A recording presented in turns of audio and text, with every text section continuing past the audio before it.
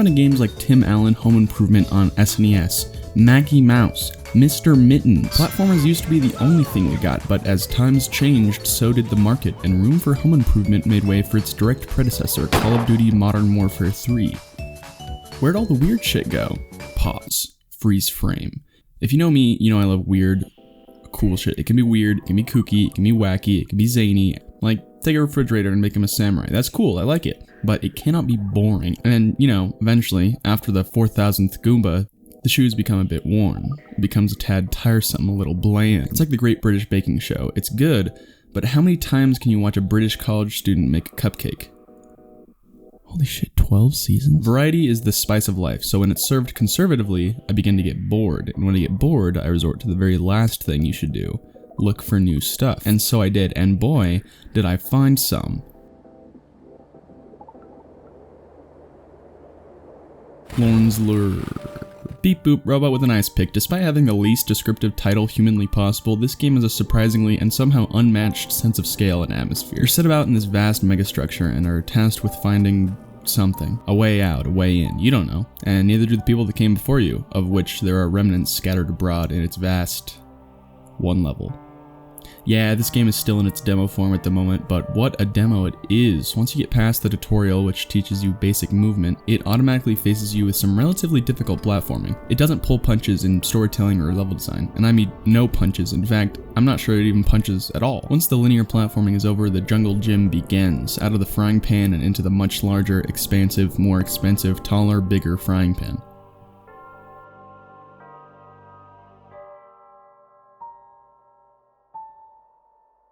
I think the dev realized that they give you so many options with a very generous tool, so they did add optional waypoints.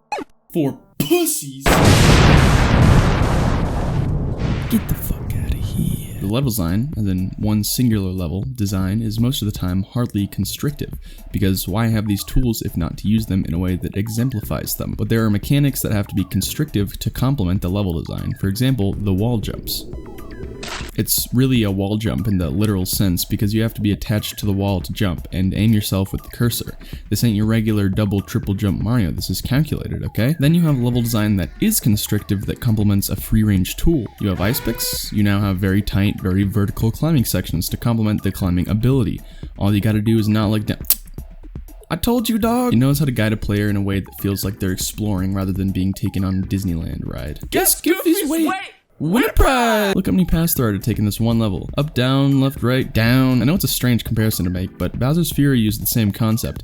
Make a huge playground that the player has complete control of and then set them loose, albeit with Lorn's lure being a little less varied and a bit more stingy in its handouts. Which is why I define this as unconventional, not based on or conforming to what is regularly done. Thank you, Google. It takes a genre, first-person platformer, fluid movement, fair platforming, then BAM! Add an ice pick. It's surprising how much this one tool changes the gameplay when paired with the setting that the ice pick is used, so it enhances the use of the ice pick.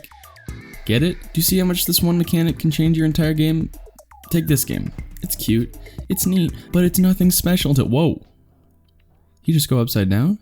Yeah, this game's gonna force you to use momentum and gravity switching in a traditional platforming scenario that immediately makes it weird and cool and a good investment. See, sometimes it's movement that makes the game weird. Sometimes it's the mechanics that make the game weird. Like this one, where you are like a cannon and you shoot a cannonball to move. I don't know, but it's but sometimes all you need to have is a sense of ethereal unease.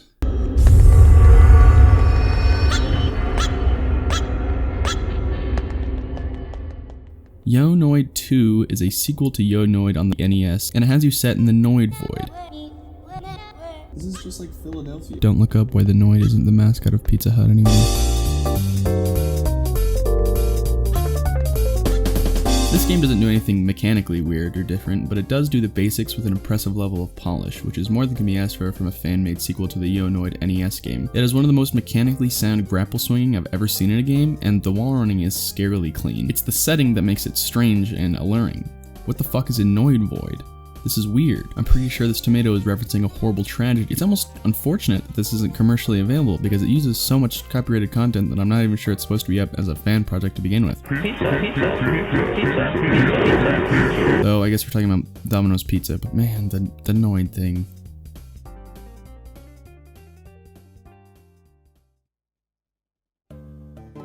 Listen, I know this one is a short one, and I hope this video doesn't come off as anti-traditional platformer, because I'm not. I love Mario. Spyro's okay, I'm a big fan of Celeste and Super Meat Boy. California Raisin's Grape Escape, because there are also weird traditional platformers that are worth mentioning. And plus, what makes this game strange is just how many different things are in this game.